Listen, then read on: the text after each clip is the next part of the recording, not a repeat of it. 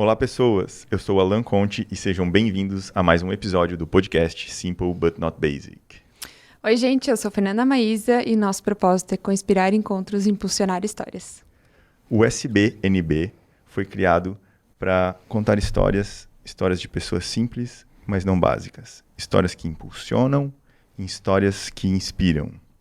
E hoje gostaria de agradecer nossos parceiros, nossa família, nossos amigos e especialmente aí o Alex Antunes, que está aí com a gente hoje, cameraman, e também nosso parceiraço Ricardo Rames. Nós, Ricardo, Caribou Filmes. Para quem quiser seguir o Ricardo Rames, é @ricardo.rames, Rames com H. E o Ricardo Rames é produtor de vídeos, filmes, podcast, fotos e drones também, né, Ricardo? Exatamente. Traga a sua marca aí para crescer com o Ricardo. Exatamente. E quem quiser seguir o Alex é @AlexDaForte. Isso, Alex.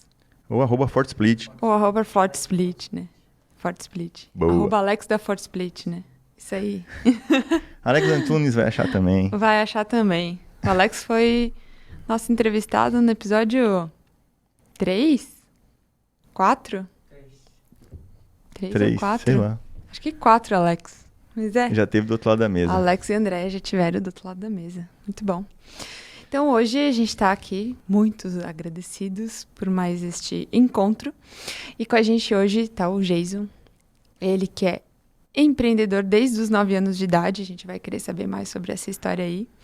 Ele que atua no ramo de varejo, no ramo de crediário, no ramo imobiliário e no ramo também de trips pelo mundo. Muito obrigada por estar aqui com a gente hoje. Prazerzão. E a gente quer saber muito, eu quero saber muito da tua história, o Alan também, todos que estão aqui hoje e com certeza as pessoas que estão assistindo e ouvindo. Pelo que a gente já conversou aqui nos bastidores, a gente vai ter muita história boa e muita história que vai inspirar todo mundo que está aqui. Então, muito bem-vindo e obrigado por estar aqui com a gente hoje. Legal. Muito obrigado, Alan e Fernanda, pelo convite, né? De certa forma, a gente fica até lisonjeado, porque às vezes a gente não percebe que a gente pode realmente inspirar pessoas, né? O pouco que a gente faz, às vezes, para outras pessoas pode realmente inspirar, pode ser muito, né? Então eu também agradeço, porque eu também gosto dessa questão do universo ter a reciprocidade, né? Da gente poder ajudar, porque a gente também ou foi ajudado ou a gente será ajudado, né? Então eu também agradeço vocês pelo convite, tá? Ok, isso. Que legal. Prazerzaço todo nosso, né?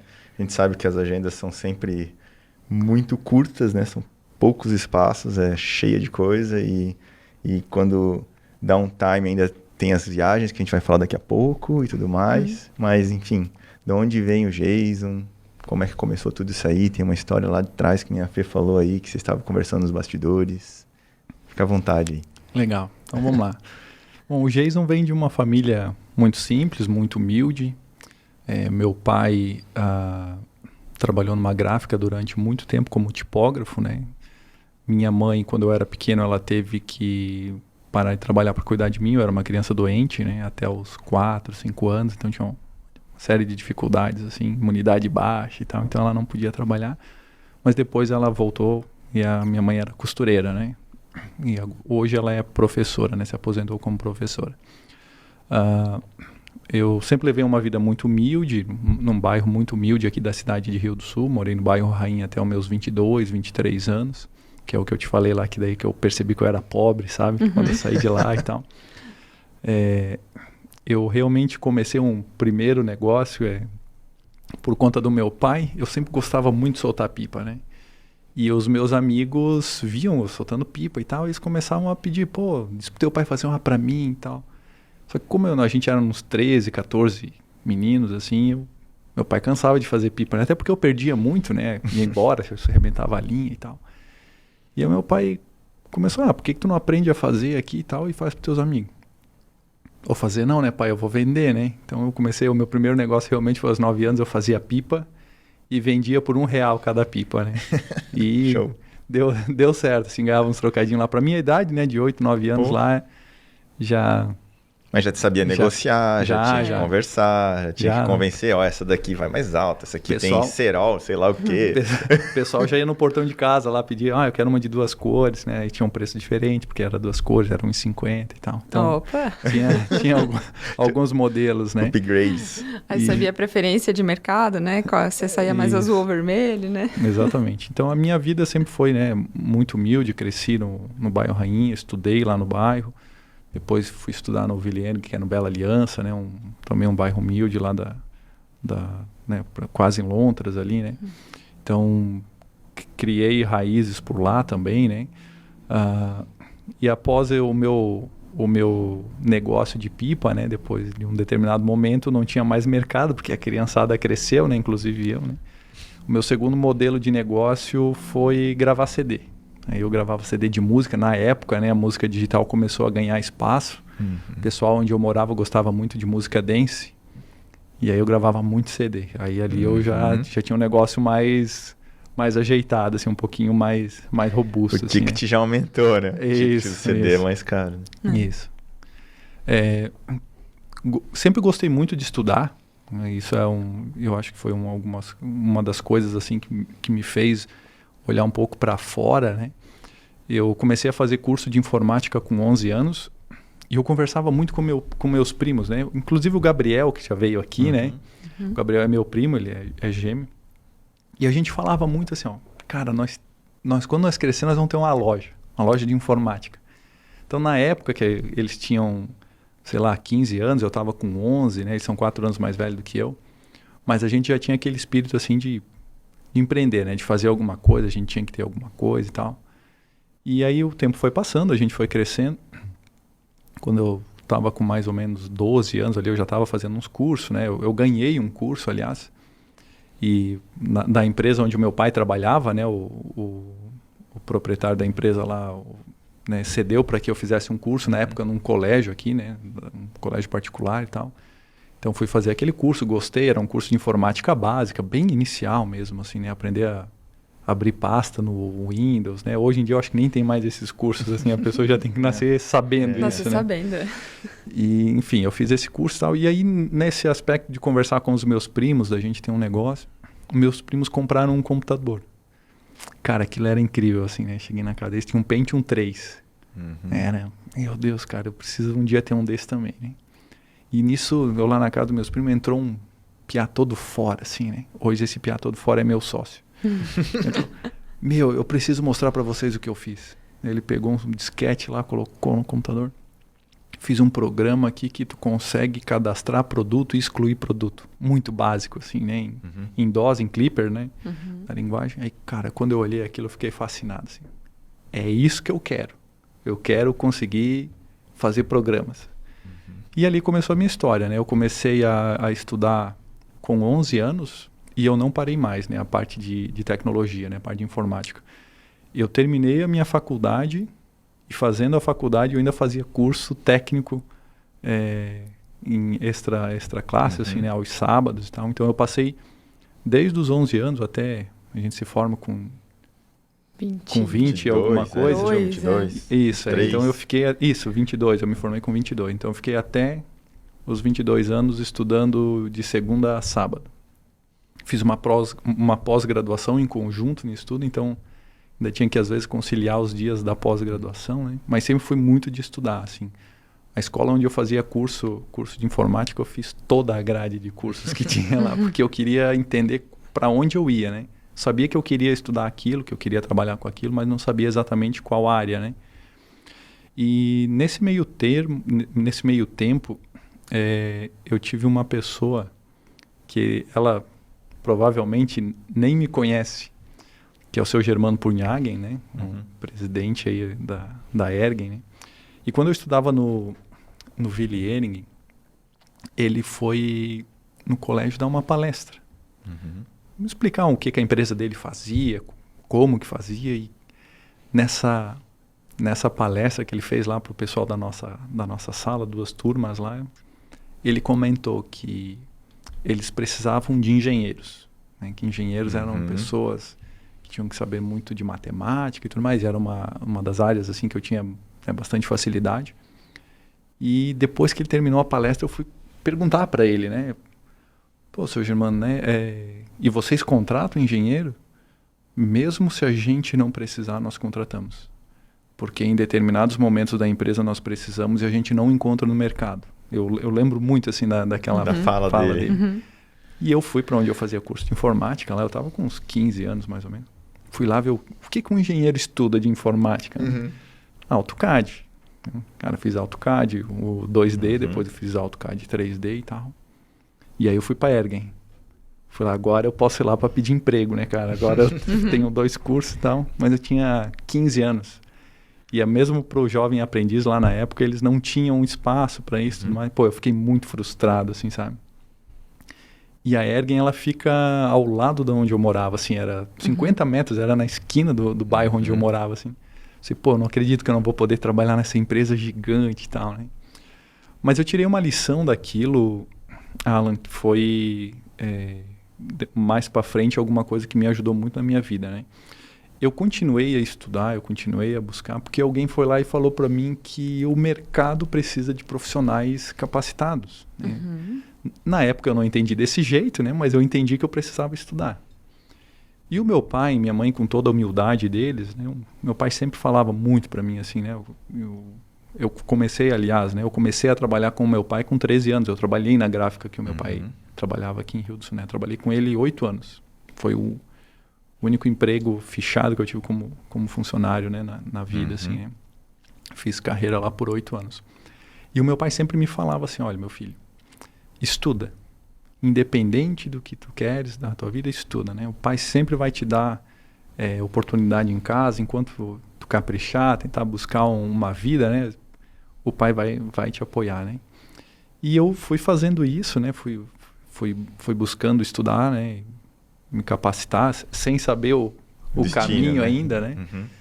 E em determinado momento da minha vida, aquele rapaz meio doido que entrou lá na casa do meu primo, e o meu primo lá, né? Doido no bom sentido, né? Uma pessoa extremamente inteligente, né? Autodidata. A gente começou a montar realmente aí sim o nosso primeiro negócio. A gente começou Eles já tinham uma empresa, né? Eu entrei depois. Para software para relógio ponto biométrico.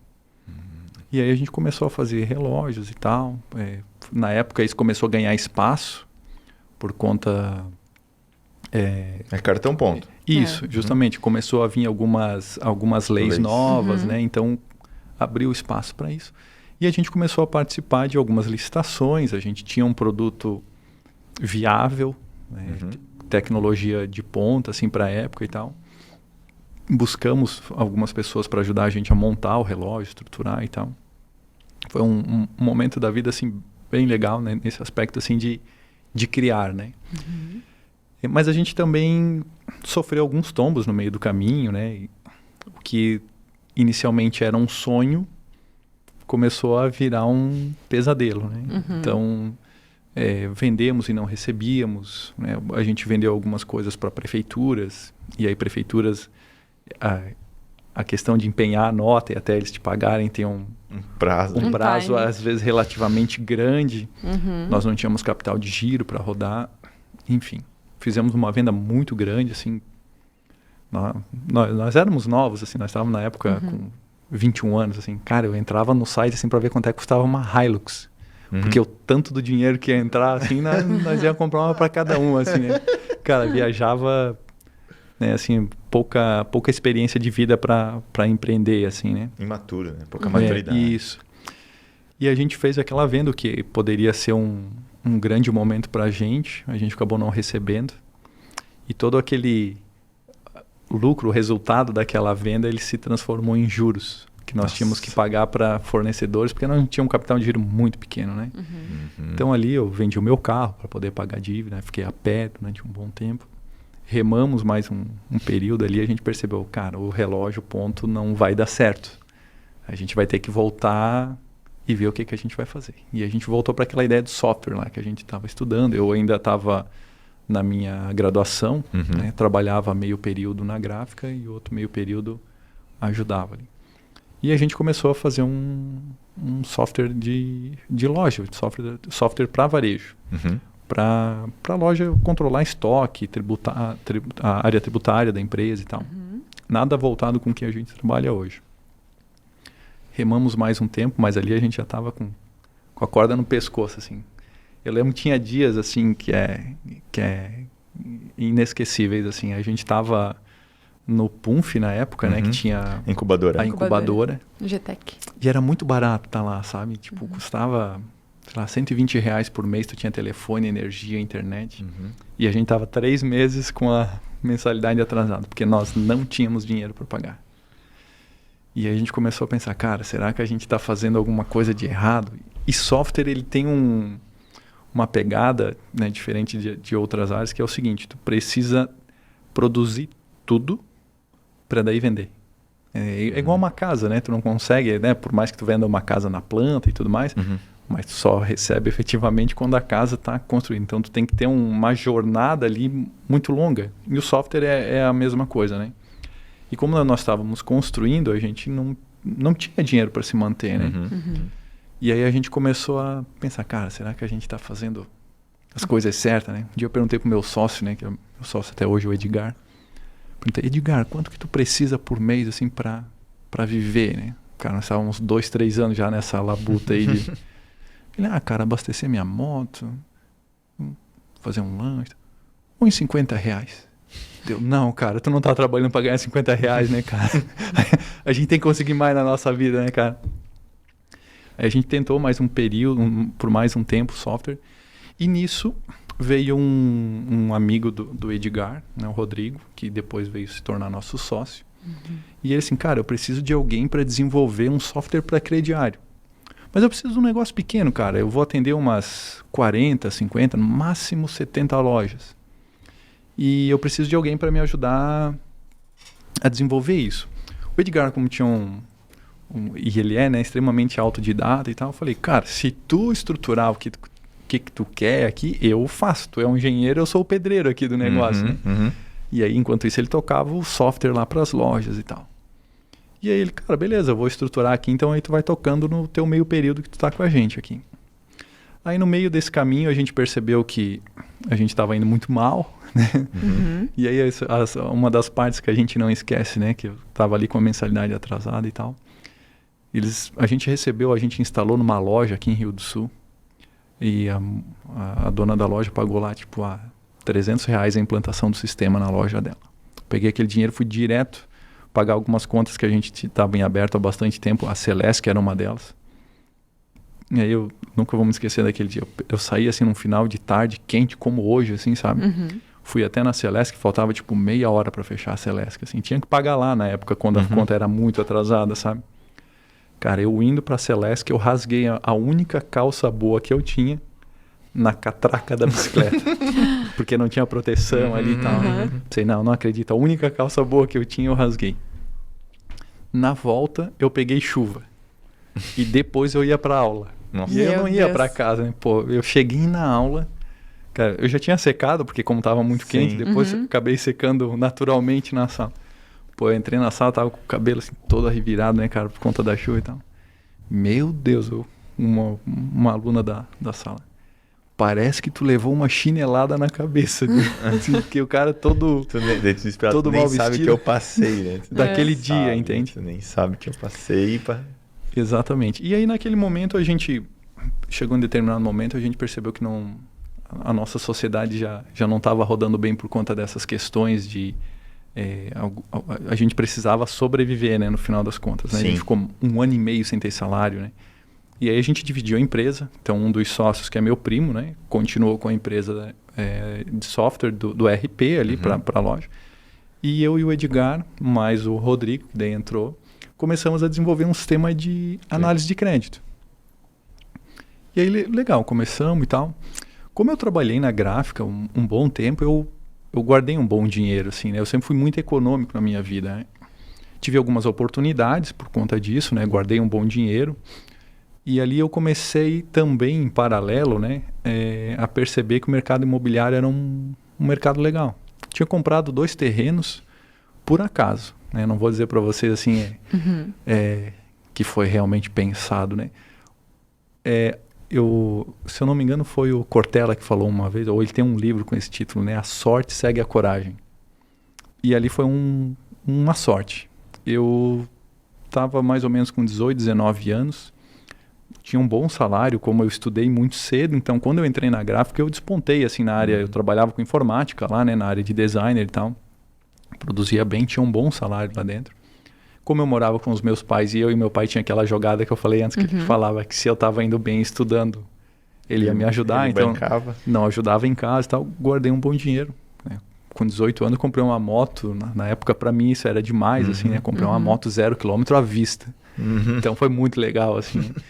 E quando eu tava com 19, 20 anos, eu tinha dinheiro assim para comprar mais uma moto.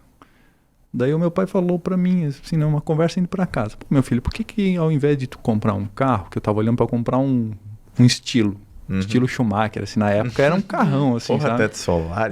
Bem esse aí, teto Sky panorâmico, amarelo? esse aí. Sky Window. É Esse aquele aí. amarelo? Tinha o amarelo e o vermelho. Eu sempre quis o amarelo. Esse aí mesmo. É tão lindo. E aí o meu pai me falou, né, Fernanda, por que tu não compra um terreninho e tal, né, pra pensar mais pra frente e tal. Tá aí, pai, vou dar uma olhada no terreno. E aí achei um terreno aí, achei bonito no Tabuão e tal. O cara me falou, custa 22 mil, acho que era o valor do terreno. Daí, pô, mas o da esquina é mais bonito, né? Quanto é que é o da esquina? O da esquina é 23.500. E eu tinha, o estilo custava uns 45 mil na época. Falei, cara, mas os dois, ele não me dá um desconto? E aí eu pensei, cara, pô, dá pra fazer uma casa legal no futuro e tal. Enfim, resumo da história. Eu comprei um terreno por 23, vendi depois de uns 3 anos por quase 60 mil. E o do lado eu vendi por 55. Aí eu vi que era um negócio bom. Sei, pô, dá pra ganhar dinheiro com isso. Então esses 2 terrenos eu vendi, dei de entrada num apartamento, que inclusive é o apartamento que eu moro hoje. E aí eu continuei guardando dinheiro enquanto estava lá, tal, na gráfica e tal. Aí logicamente que aí, quando estava no meu negócio aqui não consegui. Mas isso me fez nunca esquecer aquela ideia lá, pô, o mercado imobiliário é um negócio que se um dia eu tiver oportunidade eu vou voltar para ele, né? Enfim, aí voltando para o nosso negócio, né, para que hoje é o meu crediário, a Tidas, né, a gente continuou desenvolvendo software, então o Edgar, né, muito competente, assim, assumiu a frente do projeto e eu era o braço direito dele, então eu e ele desenvolvia e o Rodrigo trabalhava mais na questão de gestão da outra empresa, que ele era nosso sócio, mas ele também era nosso cliente, né, então ele sabia pedir muito bem o que ele queria e tal, e fomos desenvolvendo, né. Nesse desenvolvimento nós ficamos mais 1 ano e pouco. Então se vocês somarem desde o período que eu saí do trabalho até nós ficamos 2 anos e meio sem ter salário nenhum, assim. É acreditar demais no negócio, assim, sabe? Não ter pra onde correr, assim, né? E tanto eu como o Edgar, assim, a gente não... Era novo também, né? Não tinha muito o que gastar dinheiro, né? O que fazer, né? A gente tinha namorada também, tava todo mundo em casa, final de semana, né? Então eu sobrevivi todo esse tempo aí com o meu seguro-desemprego que eu tinha do outro trabalho lá de quando eu saí da gráfica, né? Então, aqueles 6 meses eu estiquei para 2 anos e meio, né? Vendi o meu carro também lá, como eu mencionei, para pagar as dívidas e continuamos fazendo o negócio, né? Desenvolvendo software e tudo mais. E esse Rodrigo que vendia? O Rodrigo, ele não precisava vender, porque como ele usava o software para as lojas do negócio dele... Então, conforme ele foi o primeiro cliente. Isso. Ele foi tipo patrocinador. Ele é o primeiro e o único cliente até hoje. A gente não desenvolveu esse software para mais ninguém. Entendi. Mas o que ocorreu, né? Aquela empresa que ele tinha a ideia de ter 70 lojas, hoje tem 1.200. Então, o tamanho do negócio ficou muito maior do que era a expectativa na época, né? Então, a gente desenvolvendo depois... Buscamos algumas pessoas para nos ajudar a gente, mas até chegar ali foi muito lutado, né? E em 2013 eu comecei a buscar outras coisas, assim, né? A gente teve 2 situações. Aliás, 2013 não, 2012. 2012 eu fui convidado a ser coordenador de curso numa faculdade aqui da região. Era bem novo na época, assim, até para mim foi uma questão difícil de lidar, porque eu entrava nas reuniões de coordenadores, era todo aquele pessoal de cabelo branco, assim, e um piá magrelo, né, super novinho, assim, né? Então tinha até alguma dificuldade para impor alguma coisa de respeito, assim, com o pessoal, né? Em 2012, então, 2012, vamos dizer assim, que a nossa vida começou a estabilizar financeiramente, né? Só com esse único cliente com várias lojas. Isso, né? Foram então 3 anos, assim, para que a gente, assim, opa, agora a gente tem um salário. Uhum. Então, ali Só na base da resiliência, né? Muito. Então, para vocês terem uma ideia, eu precisava comprar um carro, não aguentava mais andar com a bis da minha sogra, né? Eu precisava de alguma coisa. E aí ali eu vou dizer também que eu levei sorte. Comprei algumas ações da Petrobras, ali eu comecei também a buscar um pouquinho no mercado financeiro. Uhum. Foi tipo uma coisa de 6 meses, assim, valorizou 40%, assim, sabe? Eu peguei uma onda que eu não sabia que ia ocorrer, muito boa. Comprei um carro pela internet, cara. Na época era um negócio assim que não acontece, sabe? Comprei um carro de São Paulo, peguei um ônibus dia 15 de abril, que é o dia do município aqui, né? Feriado, fui lá buscar o carro. Então, comprei um carro, a vida começou a ter um outro rumo, né? As coisas começaram a se ajeitar um pouquinho para nós, assim. E como eu estava na Uniaselv, comecei a ganhar um pouco melhor por conta disso, né? Tinha uma segunda renda e tal. Em 2013 começou algumas dificuldades, né? Eu já tinha comprado um outro terreno, aliás, para começar a construir, porque aí eu percebi que aquele mercado também era um mercado bom, tal. Comprei um terreno, paguei. E nesse meio tempo guardei um pouco mais de dinheiro e tal. E a hora que eu achei assim, fiz um fluxo de caixa bem legal lá, tinha uns 30, 40 mil guardado. E na época, para construção era um bom bacana. dinheiro, né? Mas não era o suficiente para fazer a obra toda, né? Longe disso. Mas aí eu fiz o fluxo de caixa, tanto que eu ganhava nessa faculdade, o tanto que eu ganhava na empresa e tal, o tanto que eu precisava para sobreviver, né? Em casa era muito pouco. Fiz a conta, cara, dá para começar. Se eu fizer um financiamento pequenininho aqui, vai dar certo. Então fiz todo o planejamento, fui lá, contratei o pedreiro, tal, contratei o arquiteto para fazer e tal, fui fazendo devagar as coisas. E aí começou algumas situações, né? Um dos sócios teve um tumor no cérebro. E aí eu não tinha começado a construir e tal, mas ali foi um ponto de alerta grande, assim, porque a gente tinha uma dependência muito grande dele e tal, né? Então a gente teve algumas dificuldades, assim. E aí ele melhorou, né? Então deu uma atrasada na nossa empresa, assim, porque por conta da dependência. E aí eu comecei a construir em junho de 2013. Comecei a obra no dia 10, no dia 17 eu fui demitido da empresa da faculdade onde eu estava trabalhando. Cara, todo aquele meu fluxo de caixa bonito que eu tinha feito, né? Ali eu aprendi uma das lições, né? Não estava contando com dinheiro antecipado, né? E ali eu paguei um preço muito caro por isso. Então, eu comecei a obra em junho, julho. Em agosto meu sócio faleceu, né? Num acidente gravíssimo de trânsito aqui na Serra de Ibirama, né? A gente veio perder o Rodrigo.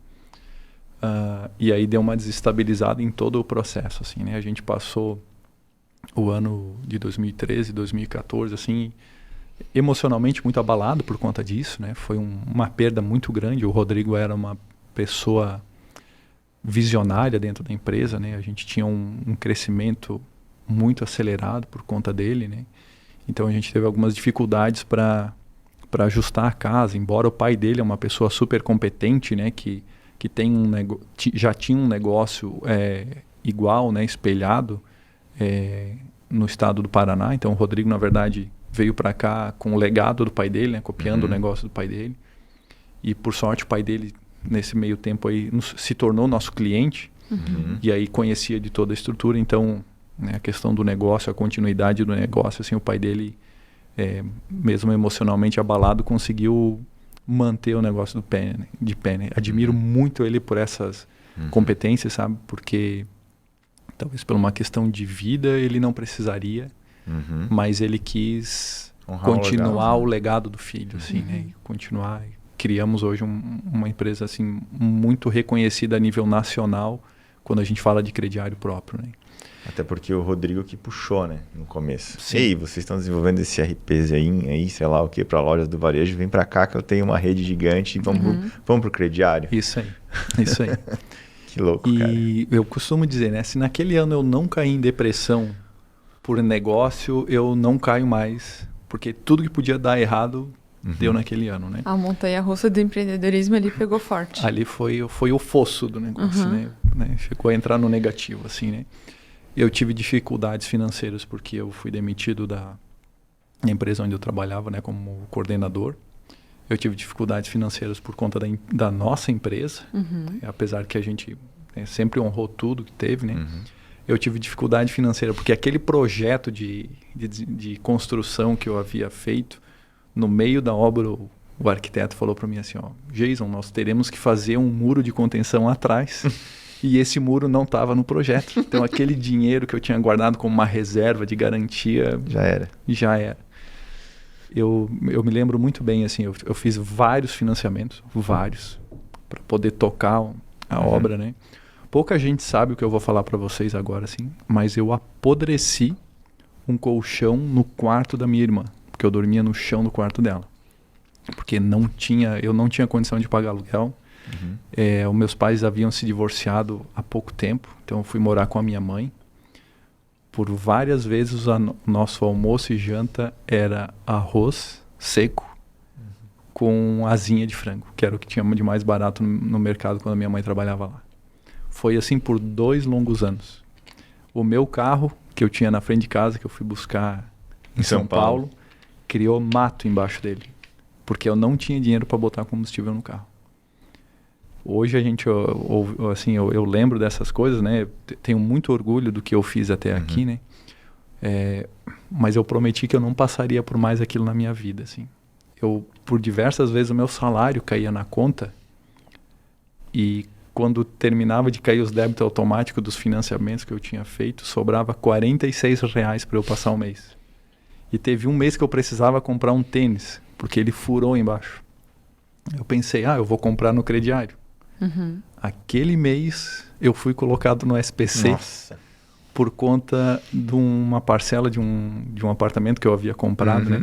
Acabei não mencionando, eu comprei um apartamento na planta, né? Foi um excelente negócio também. Tenho até hoje esse apartamento. Hoje locado, né? E eu não pude comprar um tênis porque eu estava com o nome no SPC, porque a única maneira que eu tinha de comprar seria no crediário. No escritório onde eu trabalho até hoje, eu não sei se 2 ou 3 pessoas sabem dessa história. Porque todo esse processo que eu passei, eu não deixei transparecer para as pessoas. Porque eu sabia que eu não podia chegar lá na empresa onde ela é minha, né? E comentar com alguém, pessoal, estou passando por dificuldade. Assim, o que vai ser do meu salário no próximo mês? Né? Será que vai? Então, a gente aprendeu desde cedo, pelo menos esse foi um aprendizado realmente, assim, a gente nunca misturou pessoa física com pessoa jurídica. A nossa empresa lá estava indo bem, estava pagando as contas que a gente tinha, né? Não vou dizer nem que ela tinha caixa na época, porque não tinha, mas estava pagando as contas. Então lá sempre se manteve bonito. E por trás ali eu passei por umas situações muito, muito ruins, né? A minha irmã era muito nova na época. Ela estava com 12, 13 anos, né? Então ela estava numa adolescência, né? E por diversas vezes eu tinha que dormir de jaqueta, porque eu não tinha como falar para ela assim, eu tô com frio, né? Porque a coberta que estava lá era para minha irmã, né? E eu jamais tiraria dela, né? Mas por algumas vezes ela me perguntava assim, tu não passa frio? Cara, eu tava dormindo de agasalho inteiro, assim, para que ela não percebesse, né? E do jeito dela, assim, ela tentava cuidar de mim, ela percebia, né? Algumas coisas. A minha mãe também, infelizmente, não podia fazer nada. O meu pai, da mesma maneira, né? Então, eu digo que aquele ano ali, o ano 2013, 2014, principalmente, foram os piores anos da minha vida de empreender, assim, né? Terminei aquela obra que eu comecei em Laurentino, terminei às duras penas, né? E um amigo meu da época da gráfica lá, ele falava para mim assim, Jason, tu é doido. Cara, tu tá fazendo 3 casas para vender, dormindo no chão no quarto da tua irmã. Mas eu sabia o que eu queria lá na frente, o que eu queria colher, né? E eu tava passando por uma situação que não era, obviamente, o que eu queria, né? Mas eu sabia que aquilo ia trazer algum fruto lá na frente, né? Hoje esse cara já me convidou para ser sócio dele. né, da situação que ocorreu, né? Ele assim, pô, Jason, né, tu virou um exemplo. Ele é muito mais velho que eu, né? E tu virou um exemplo, né, da maneira de determinação que tu teve para fazer aquilo lá. Pô, ele tem uma loja de material de construção hoje, né? Legal. E, enfim, né, ele me convidou para ser sócio dele. E tu conseguiu vender as casas? Eu vendi as casas, as 3 casas. Tive uma rentabilidade horrível, mas eu aprendi o que eu fiz de errado, né? Todo empreendedor, né, às vezes a gente pensa assim, quem começa um negócio, e foi o que eu pensei também, acho que vai ficar rico, né? E se ficar rico, vai ficar rico muito fácil, né? É só ter um negócio. E quando a gente começa a colocar a mão na massa, entender como funcionam as coisas, né, a gente percebe que não é bem assim. Eu comecei essa empresa na área no ramo imobiliário em 2013. Então a gente está em 2022, essa empresa está indo para 9 anos. E até hoje eu não vivo dessa empresa, né? O que eu peguei dessa empresa como modelo de negócio para mim é tudo que ela gera de resultado, a gente reaplica nela. Hoje eu digo a gente porque hoje eu tenho um sócio nessa operação que eu comecei sozinho, né? Então esse sócio toca hoje essa empresa, o nome dela é Pilastro. Então ele que toca essa empresa. Mas para vocês terem uma ideia, que antes eu demorava 3 anos para fazer 3 casas, hoje a gente está construindo 14. Então, de uma única vez, né? Então, o negócio hoje, eu ainda não faço prédios, né? Não tenho condição. Nunca mais fiz algo financiado ou com dinheiro na frente, vendendo casa na planta. Hoje a gente constrói com capital próprio e a gente vende quando a gente acha que tem que vender, seja na planta ou seja a casa pronta para morar. Então, hoje eu posso, nesse modelo de negócio, deitar e dormir. Aprendi muito com isso. Né? Te gerou casca, né? Te gerou bagagem e tudo mais. Gerou. Né? E na Tidas, ela também tem uma história muito legal. Em meio a tudo isso que ocorreu, né, com o Rodrigo, a questão financeira que aconteceu, eu e o Edgar sempre fomos muito focados nesse modelo de negócio, né, de construir um sistema. E em 2015, a gente teve a ideia de criar um software diferente, que hoje o pessoal aí fala muito de plataforma SaaS, né, Software as a Service, né? E a ideia já vinha do Rodrigo, antes em 2013, é o que a gente pensava de lançamento, né? E em 2015 a gente terminou de fazer um software novo. A gente pegou toda aquela ideia que a gente desenvolveu para essa administradora de crediário. Que já estava rodando. Isso, que era só para aquelas 70 lojas, sabe? Que depois viraram 1000. Isso. A gente pegou toda aquela ideia e fizemos o seguinte, cara, vamos transformar isso daqui num software para quem... Porque a Tidas Crediário, ela tem um braço financeiro. Então, ela garante e antecipa o crediário para as lojas e tal, né? Então, o risco acaba não sendo do lojista, o risco acaba sendo da Tidas, né? E o que a gente buscou? Cara, vamos fazer o seguinte, vamos criar o software para o lojista que quer correr o risco. Porque às vezes ele tem dinheiro, ele só quer um software. E a gente teve um planejamento bem legal, assim, uma estratégia muito bacana. Antes da gente desenvolver o software, nós fizemos uma pesquisa de mercado, contratamos uma empresa a nível nacional para fazer uma pesquisa de mercado e ver a viabilidade que esse software teria no varejo. E para nossa grata surpresa, assim, teve muita aderência. Então a gente foi começar a construir o software, mas ali é como a gente aprendeu lá no passado que demora para construir o software. Vamos fazer o seguinte, vamos criar autoridade no assunto crediário a nível Brasil.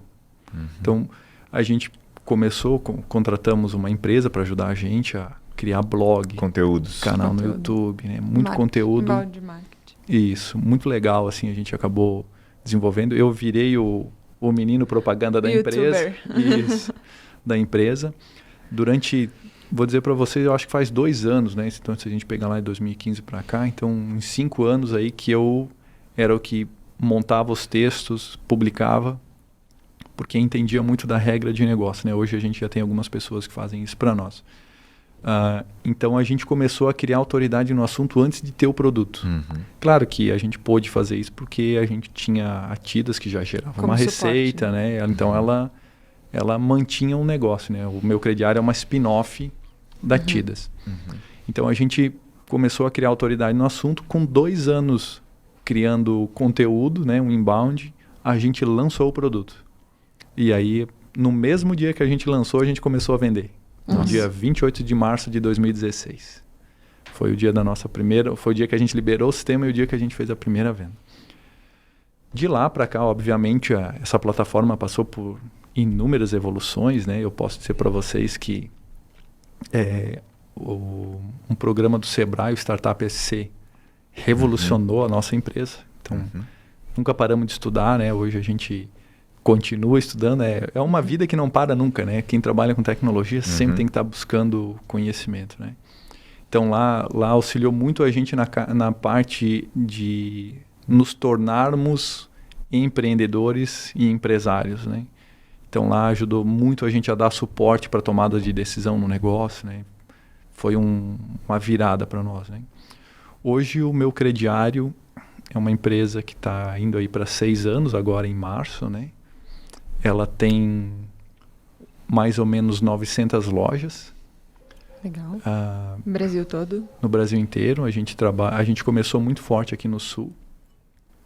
Hoje a gente é autoridade no assunto de crediário a nível Brasil. É muito legal porque durante muito tempo eu fui o único comercial da empresa. E depois contratei algumas pessoas para me ajudarem, né? Foram meus pupilos lá, né? Dentro das minhas competências eu tentava ensinar esse pessoal, né?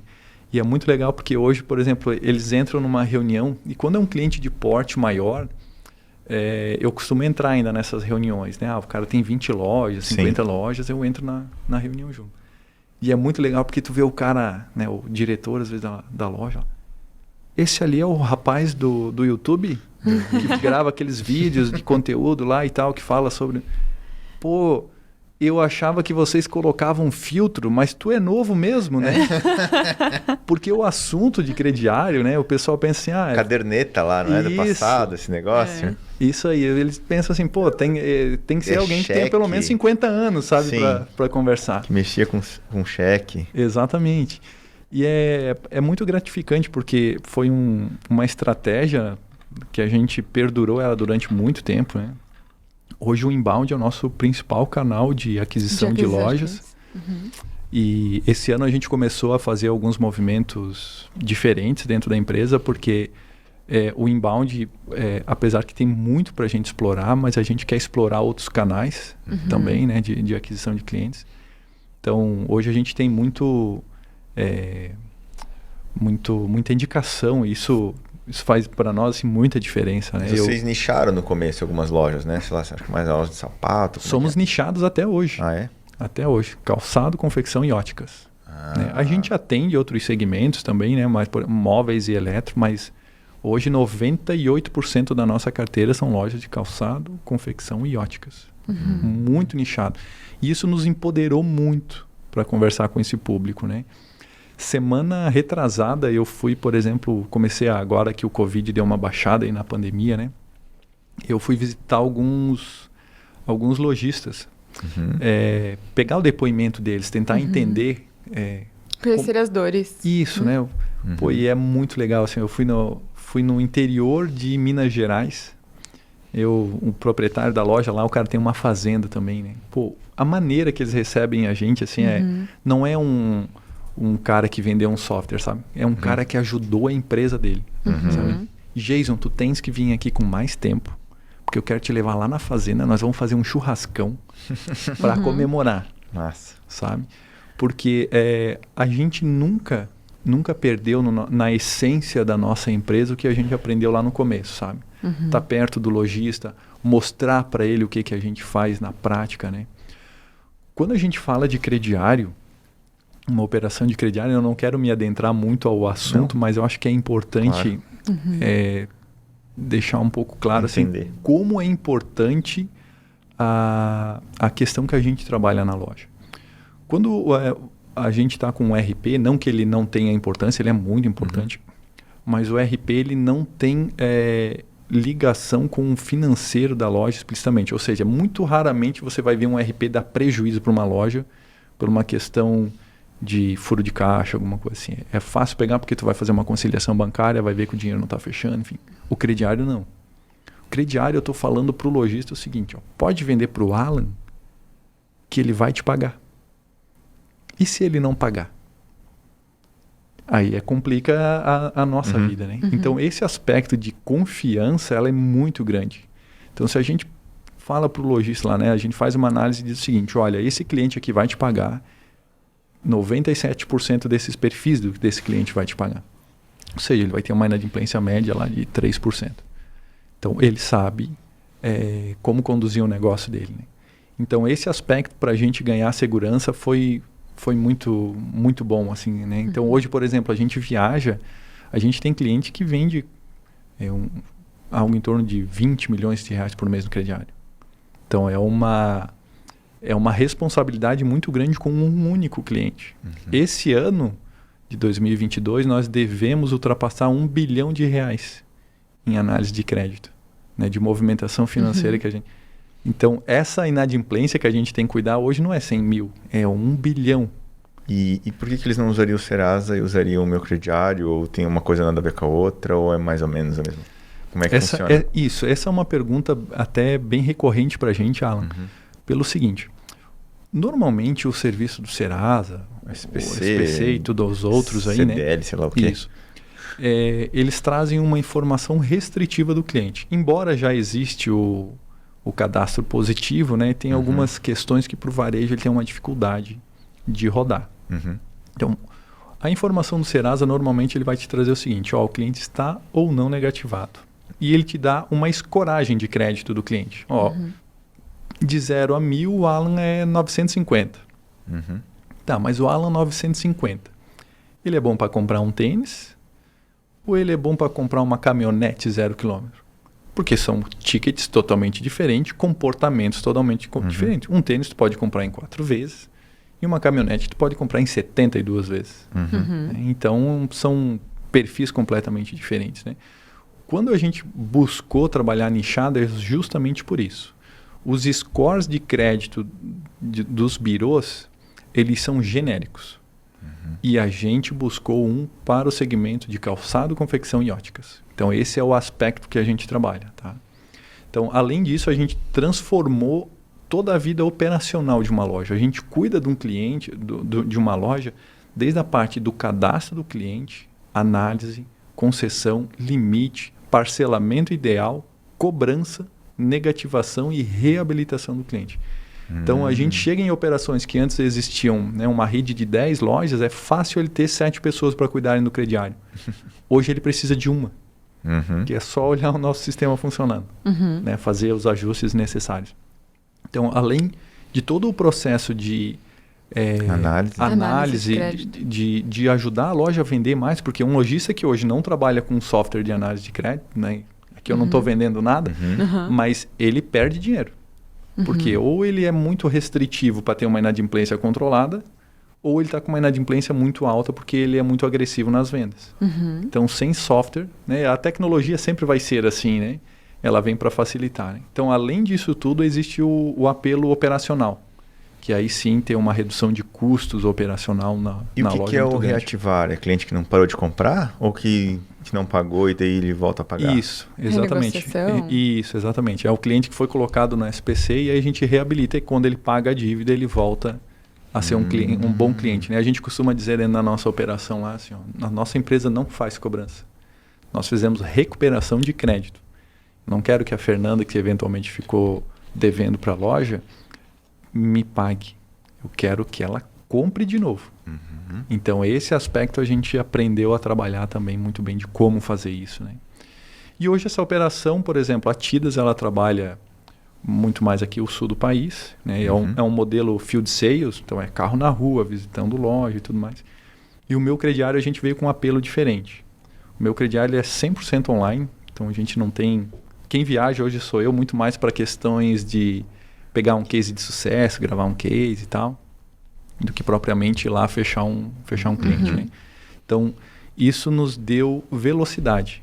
Então, hoje, por exemplo, né, na operação da Tidas existem 1.200 lojas, numa operação de mais de 15 anos, e o meu crediário com 5 para 6 anos já está chegando a 1.000. Então, a nossa velocidade é outra. A né? implementação tudo remota, atendimento remoto. É claro que são modelos de negócio diferentes. Sim. A Tidas tem o braço financeiro, o meu crediário deve começar esse ano, né? Mas até então não tem. Mas o nosso core de negócio é online. Mas deve começar um braço financeiro também digital? Também digital. Não presencial, field sales, não. Não. No modelo SaaS. Modelo SaaS. Massa. Modelo SaaS, né? Hoje, por exemplo, a gente tem o índice, né? Algumas lojas já nos buscam por isso. Hoje a gente, por exemplo, o mercado procura a gente para saber qual é o índice de inadimplência das nossas lojas que trabalham com a gente, porque somando, hoje a gente tem mais de 2.000 lojas, 2.000, hoje está em 2.200, eu acho. Então esse processo acaba, a gente tem uma capilaridade muito grande para entender qual é o movimento hoje do mercado, a economia, né? Então o meu sócio, Milton, né, meu mentor hoje, né, ele mesmo comenta assim, Jason, a inadimplência esse ano deve subir 20%. Por quê? Por conta disso, e aí a gente começa... E ele chega muito próximo do que E vocês analisam demais. nos dados, realmente A gente bateu. consegue pegar o comportamento dos clientes, né? Então, Isso aqui é análise de crédito em quantos segundos? Eu chego na loja para comprar, ele bota meu CPF ali e já te dá a resposta na hora. Nós sempre buscamos, Alan, há muito tempo, a gente trabalhava a frase crediário facilitado. E a gente pegava, o que é um crediário facilitado? Cara, facilitado é tu comprar com cartão de crédito. Então, comprar com cartão de crédito demora 4 segundos. Tu bota na maquininha, digita 100. Então, o nosso hoje ele é tão rápido quanto uma máquina de cartão de crédito. Já posso ver se eu posso marcar na caderneta ou não. Justamente. Isso entende-se muito o comportamento de compra do brasileiro, né? Que muitos não têm acesso ao cartão de crédito. Por talvez ser um reabilitado, né? Então, acho que vai muito por isso, né? Por esse jeito brasileiro de comprar, ou não. Não tem nada a ver. Total. Eu leio muito, assim, conteúdo voltado à economia, principalmente ao segmento financeiro, né? E tem muito artigo que coloca lá assim, 85% dos brasileiros são bancarizados. Eu, particularmente, não acho que esse número transmita a realidade do brasileiro, né? Uma coisa é o brasileiro ser bancarizado. Outra coisa é ele usar aquela conta, né? O que eu quero dizer com isso? Quantos brasileiros que possuem, que estão nessa contagem e eles têm somente a conta salário? Exato. Que eles vão lá, pegam o salário integral Em dinheiro. para pagar as contas, né? Seja no caixa eletrônico, Exato. seja trocando, o meu pai fez muito isso, trocando um contra-cheque no mercadinho do bairro para pegar o dinheiro para pagar as contas, né? Mas não deixa o dinheiro no banco. Então, para mim, esse particularmente, né, não é bancarizado, porque ele não tem acesso a crédito. Ele não tem um cartão de crédito. Quem que é que concede crédito para ele? Boa parte é a mercearia do bairro onde ele mora, é a lojinha onde a esposa dele compra o uniforme dos filhos, é o lugar onde ele compra o tênis. Então, esse lugar, sim, é onde ele é bancarizado, Então, é onde ele tem realmente um relacionamento financeiro. E nesse aspecto, esse lojista, ele também tem um modelo que a gente está começando a desenvolver aí, que é ele conseguir emprestar dinheiro para esse cliente. Porque esse cliente, talvez, no final do ano, o Zezinho lá do bairro, precisa de uns R$1.000, R$1.500 para fazer uma reforma de um banheiro, por exemplo. E se vocês questionarem esse consumidor, ele não quer ir num banco. Porque não conhece ninguém, ele nem se sente bem lá dentro, talvez. Mas lá na lojinha do bairro onde ele compra, talvez ele pegaria R$1.000 Talvez ele nem confia no banco. Exatamente. Tem relacionamento. Então, o nosso processo sempre foi buscar facilitar a vida do cliente, do consumidor, do crediário. Então, como é que a gente faz isso? Experiência do cliente na loja. Ninguém gosta de esperar 20 minutos para ter uma análise de crédito. Fala assim, infelizmente você não vai poder levar a batedeira que você queria, porque o seu crédito não foi atrasado, não foi aprovado. O cara ficou 20 minutos dentro da loja. A gente já conversou com loja de calçado e confecção que o cliente ficava 50. Tu imagina você ficar 50 minutos na loja namorando um tênis. Nossa Senhora. E aí vem o vendedor lá e fala, olha, Alan, infelizmente o seu crédito não foi aprovado. Por diversas vezes a gente ouviu lojistas falando que o cara saía doido de dentro da loja. Ainda mais hoje que tem tênis aí de 800, 1.000, 1.200, sei lá, né? Justo, Tem bastante justamente. tênis nessa faixa aí Justamente. de ticket, né? Imagina tu tá lá com teu filho esperando, teu filho tá contando, ele já nem tirou o tênis, É, entende? já Ele tá já no pé. tá com Já o tá tênis. contando. É. E 40 minutos depois vem alguém e diz, não, teu filho infelizmente vai ter que tirar o tênis do pé. Tá louco. Né? Então, a gente resolveu esses problemas, né? Essa experiência hoje. Então, um cliente hoje que compra no nosso crediário, isso é bem interessante também. O consumidor hoje pede pela gente. É igual máquina de cartão de crédito. Tu aceita cartão, né? O cara assim, tu tem o crediário Tidas, tu tem o crediário Meu Crediário, porque ele faz um único cadastro, usa em todas as lojas. E a facilidade que a gente gera hoje na ponta faz com que o consumidor peça pela gente. E aí muita loja busca a gente porque ele tem Foi indicado. uma... Foi solicitado. Uma procura. Ó. Exatamente, pelo uma consumidor. procura pelo próprio... Que bacana. E para encontrar hoje meu crediário, tô vendo aqui, é meucrediário.com.br. É esse cara aí. E também no Instagram. Instagram, no YouTube, hoje arroba meu _ crediário. eu mantenho um canal no YouTube. Show. Hoje ele é o nosso maior Ok. gerador de conteúdo, vamos dizer assim. Tá aqui embaixo. Aqui. Deve estar aí. E começou com Aí, ó. uma brincadeira. E hoje hoje a gente está chegando aí a 6.500 inscritos. Então semanalmente eu gravo um conteúdo, né, para 20 colocar mil aqui. views, tem bastante views, né? Tem alguns bem legais aí. Hoje a gente está começando com algumas estratégias bem legais de negócio. Nós estamos tentando entrar em uma determinada praça, então a gente está virando todo o nossos holofotes para uma determinada região do país e ver o que acontece. Então, se isso realmente der um resultado esperado, a gente vai criar uma outra máquina de vendas para Voltada para... nossa meta esse ano é crescer 100%. Né? Nós viemos há 2 anos crescendo 100%. Então, só que esse ano agora a conta ficou mais pesada, né? Porque tem que sair de 900 lojas para 1.800. É um tombo muito maior, né? Então, a gente está buscando algumas estratégias bem legais em algumas regiões do país. Um investimento bem forte em marketing. Hoje, a operação do Meu Crediário é uma operação que ela não depende mais da outra empresa, né? Inclusive, ela passou já a outra empresa. Pode ser considerada uma fintech? Pode ser considerada uma fintech. Ela ultrapassou o outro modelo de negócio nosso, né? Hoje, dentro das empresas, é a segunda maior do grupo já. Então, hoje ela tem uma capilaridade que ajuda bastante. E o que a gente tem desse negócio é muito transformador, assim, né? Tanto para a loja quanto para a gente. É uma empresa que a gente reinveste 100% do que ela gera. Então, justamente porque a gente vem buscando dominância de mercado. Então, para os próximos anos, ela vai continuar nessa pegada que ela tem hoje. Ok. É uma estratégia de business, né? Uma escolha, é o crescimento, que nem o Jeff Bezos fala, né? Tipo, pô, dei lucro, que bosta. Não era para ter dado, porque poderia ter crescido mais se não tivesse dado lucro. A gente... Ele é reinvestido, né? Como a gente é bootstrap, né? A gente não tem investidores, né? A gente faz um equilíbrio entre essa conta dele aí, né? Do Jeff Bezos, né? Então, a gente gera resultado hoje, mas a gente equilibra o que essa empresa tem que gerar de resultado. Então, ela pode gerar no máximo tanto. Mais do que isso, nós temos que colocar na máquina de novo aqui para crescer o negócio, né? Legal. Mas hoje vem uma empresa muito saudável, assim, é um orgulho nosso, porque por diversas vezes a gente pensou em parar.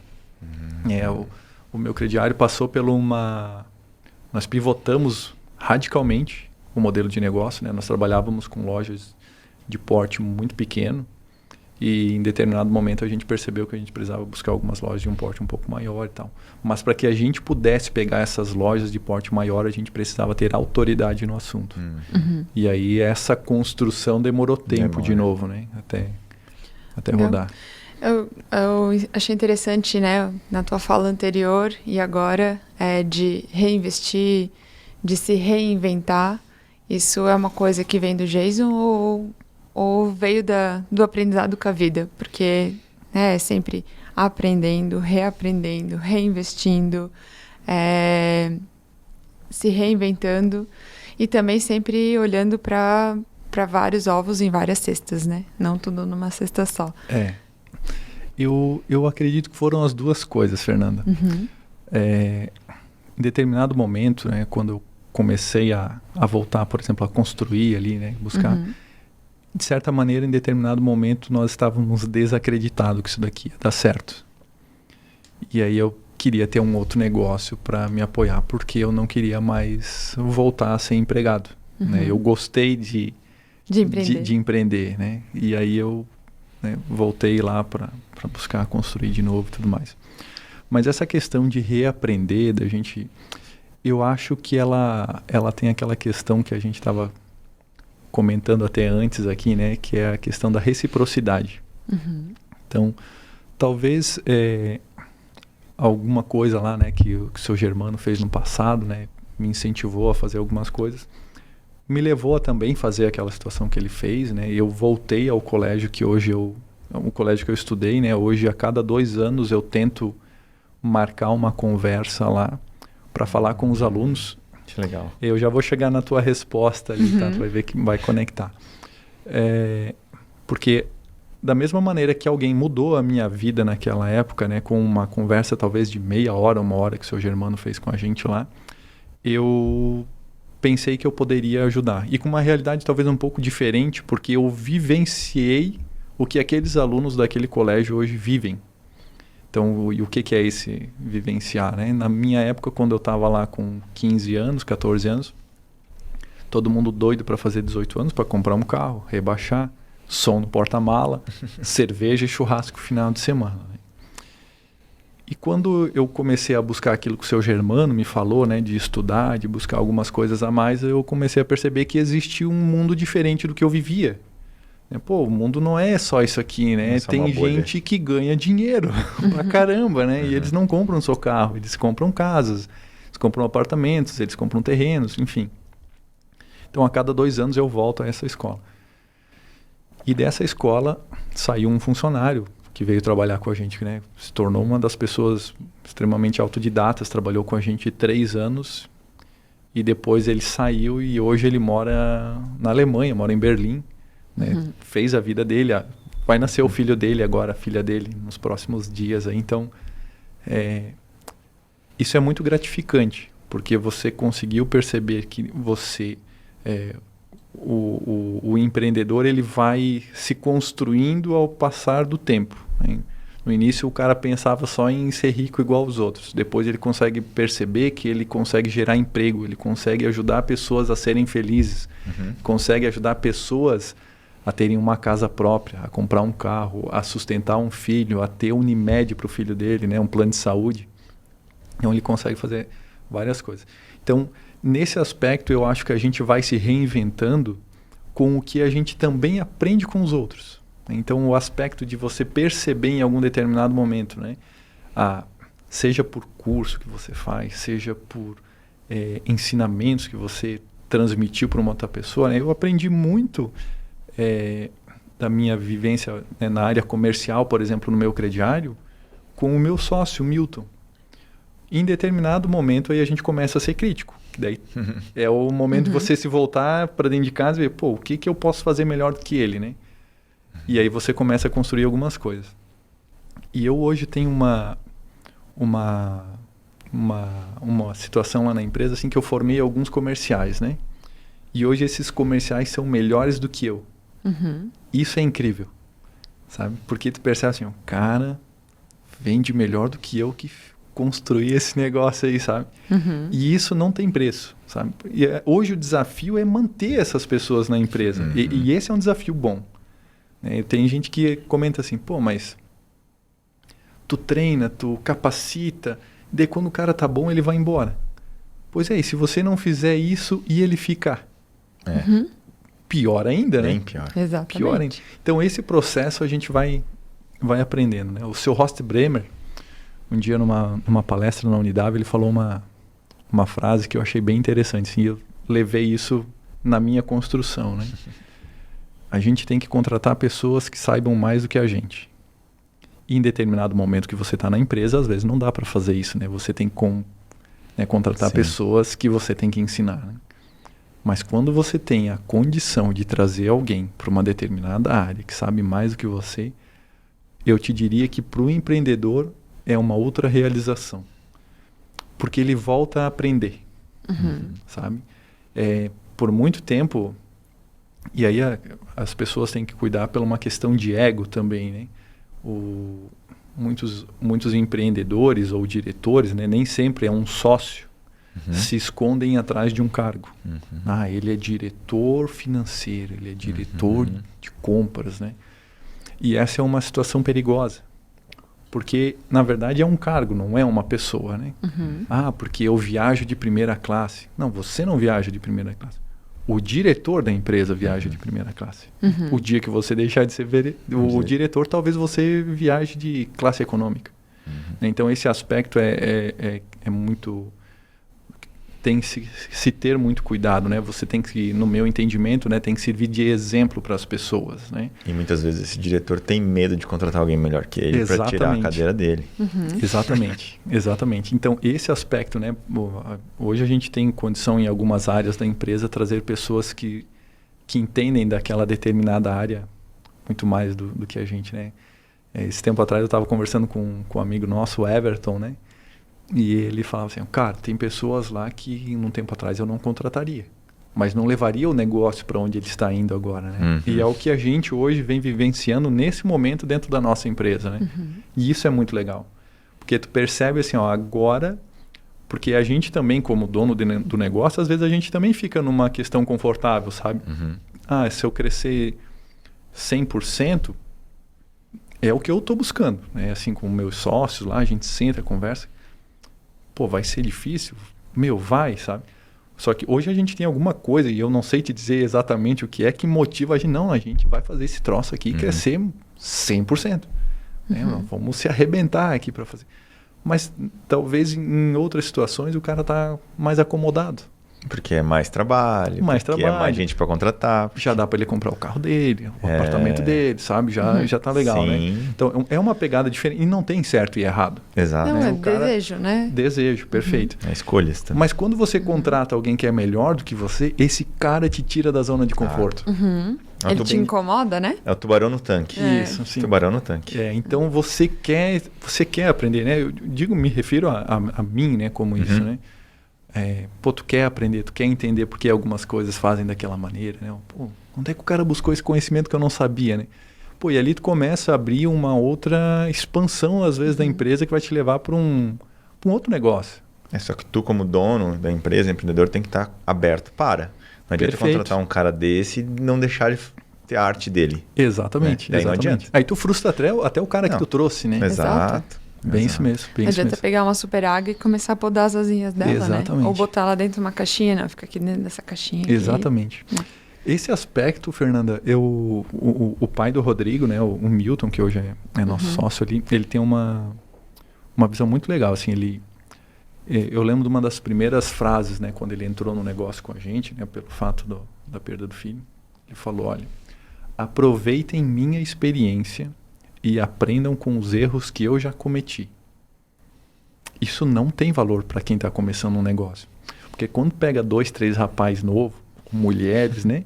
E você vai começar um negócio, tu apanha muito, assim. Principalmente em gestão, né? Por mais 95% dos negócios que dão certo são pessoas que trabalharam em alguma coisa relacionada com aquilo que elas estão desenvolvendo, que elas estão tentando empreender. Então, que não era o meu caso, eu nunca tive um software de análise de crédito, nunca trabalhei numa loja. O Rodrigo tinha já algum conhecimento. Mas a experiência que o pai dele trouxe para nós na questão de gestão de negócio fez a gente ter 10 anos assim, de crescimento de empresa, né, em questão de gestão, amadurecimento e tudo mais. Né? E isso não tem preço, às vezes, para te montar um negócio. Né? Então, esse aspecto da experiência, assim, hoje eu aprendi, né?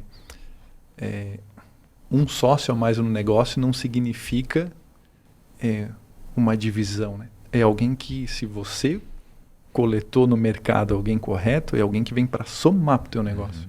E isso faz muito sentido, né, pro modelo que a gente atua hoje. Foi essa experiência que fez eu buscar alguém para tocar, por exemplo, a Pilastro, que hoje eu não estou focado lá, mas tem uma pessoa que trabalha focado, porque realmente faz o negócio acontecer. Eu vou ser extremista agora, mas é melhor tu ser dono de 100% de nada ou de 1% do Bradesco, entendeu? Exatamente. Então, é isso aí. Em resumo, é isso aí. A gente tá contando bastante história do empreendedor Jason, mas tem uma válvula de escape aí que a gente sabe do Jason, que ele viaja todo ano aí. Outra vez que busca inspiração, né, para empreender. E acho que as duas coisas, talvez. Vamos deixar ele falar um pouco aí para onde já foi tudo, quantos países e para onde vai, e como é que é essa história toda, por que começou isso, de onde veio, como é que é isso aí? Essa é uma história bem legal também. E isso tem muita conexão com o meu negócio. Tá. Te diria, não tanto talvez com os negócios, mas com a minha formação.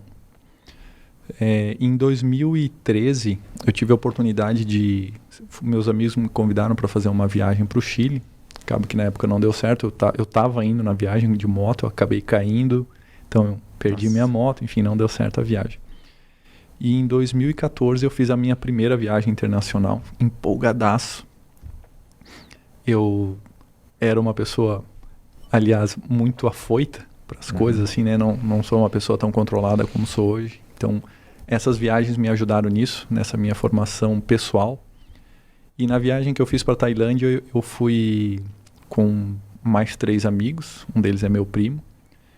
Desses 4 que foram na primeira viagem, 3 se mantêm até hoje. Então é eu, o Fernando e o Genésio, né, que é meu primo. Todos os anos nós fizemos uma viagem internacional. A gente às vezes não sabe para onde vai, mas a gente sabe que no outro ano a gente vai fazer uma viagem. Então, onde aparecer passagem aérea que está em promoção, a gente compra. E o quarto que não fez a viagem com a gente mais, né, ele fez um ano sabático, mais de um ano, aliás, e ele viajou o mundo, né? E tudo começou nessas viagens que a gente começou a fazer mundo afora. Eu já viajei por aí cerca de 50 países, então conheço um pouco da cultura de alguns países, né? Fiz boa parte da Europa, fiz boa parte da Ásia, principalmente. Fui para lugares que poucas pessoas costumam ir. Tive a oportunidade, por exemplo, de ir para o Monte Moisés, onde dizem que o Moisés recebeu os 10 mandamentos. Ah, é? Muito frio. Penso que ele não recebeu lá do jeito que foi. Não conseguia pensar. Muito frio, terrivelmente frio, né? Então, eu fui vou abrir uma foto aqui e tu vai falando aí. Tive a oportunidade de ir para a Grécia. Nesse dia, por acaso, essa parte da viagem não estava no roteiro. Nós fomos impedidos de entrar na Jordânia e a gente comprou uma passagem aérea de última hora. Nós pagamos R$80 uma passagem para sair do Egito, da cidade do Cairo, até a Grécia. E numa brincadeira a gente acabou ficando uma semana lá e conseguimos esquiar. Uns piá que nunca tinha subido num skate, num snowboarding. Então foi uma viagem muito bacana. Arrumaram um lugar para dormir, enfim. Nessa parte aí a gente arranjou um lugar para dormir porque era muito frio. Então a gente pegou na época não estava bem o Airbnb. Mas a gente pegou uma espécie de Airbnb lá. Entendi. Aí ficamos na casa de uma senhora lá que inclusive trouxe uma sopa muito gostosa para nós naquela. Essa daí também é a viagem que a gente fez para o Oriente Médio. Esse daí é o túmulo de Jesus Cristo. Então, é uma parte que marca bastante, né, pra gente que é cristão, né? Então, é uma área, se você perceber na foto, poucas pessoas. Não é uma área lá localmente visitada, a não ser por turistas, né? Se quiser abrir uma outra foto aqui, aí. Esse daí é um aspecto bem legal. Pode perceber que a gente está de mãos dadas com o pessoal ali, né, com os muçulmanos. Normalmente quando a gente faz uma viagem, a gente costuma entender um pouco da cultura. Sabe aquele negócio que o pessoal diz que viajar é caro? Que é difícil e tal? Então, eu nunca gastei R$10.000 numa viagem. Nunca. Tá? Talvez essa que tá para ocorrer agora, que inclusive a gente ia para a Rússia e para a Ucrânia, né? Mas infelizmente, aí, dados os acontecimentos, imagino que não vai ocorrer. Toda viagem que a gente faz, a gente tenta entender a cultura das pessoas local, né? Tentar entender como que elas vivem, o que elas fazem, né? O que elas comem. Isso, né? A gente não tem como fazer aquela questão, eu vou trabalhar no lugar onde o cara faz, não é o nosso aspecto, né? Nosso objetivo. Mas a gente tenta entender, conversando com o pessoal, e aí a gente acaba fazendo realmente amizade. E aí o pessoal, eles estavam... Aí é no Muro das Lamentações, lá em Jerusalém. E eles convidaram a gente para participar de um ritual de uma... Esse cara aqui não parece aquele cara que fez o Escorpião Rei lá? Parece. Verdade. Aí eles convidam a gente para participar das coisas, explicar um pouco melhor da cultura. E isso engrandece a gente. E nessas viagens, a gente acaba discutindo muito entre eu e os meus amigos, né? Sobre a vida.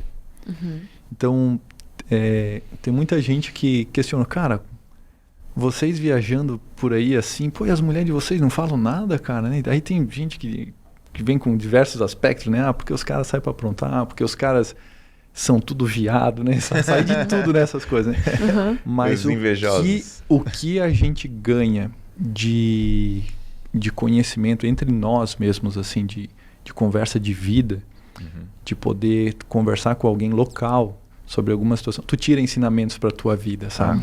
Com certeza. Como, por exemplo, né, essa foto aí, a gente estava a caminho para uma cidade chamada Puerto Rio Tranquilo. É uma cidade de 400 habitantes no interior do Chile.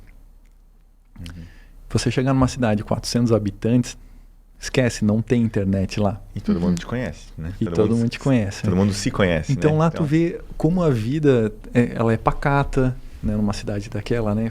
Cara, tu sai daquele teu padrão de vida para conhecer um padrão diferente, sabe? E nessas viagens te aciona algumas coisas, assim, sabe? Cara, eu trabalho para quê? Exato. Sabe? Eu trabalho para quê? Nem tudo na vida, aí a gente começa a ver aquele pensamento lá de ser rico, de coisa nada, começa às vezes, não que a gente não quer ter uma boa condição de vida, não é isso, né? Mas a gente consegue fazer muita coisa na vida tendo pouco. Então, hoje, essa viagem que estava na foto aí, eu e meus amigos, nós fizemos com uma caminhonete, tá aí, ó, inclusive.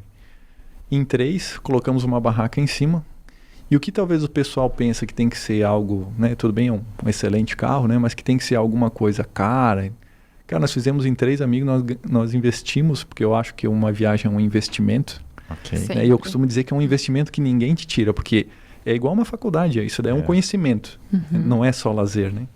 Nós investimos R$4.000 para fazer uma viagem de 22 dias pelo sul do país, pelo sul da América, da América do Sul aqui.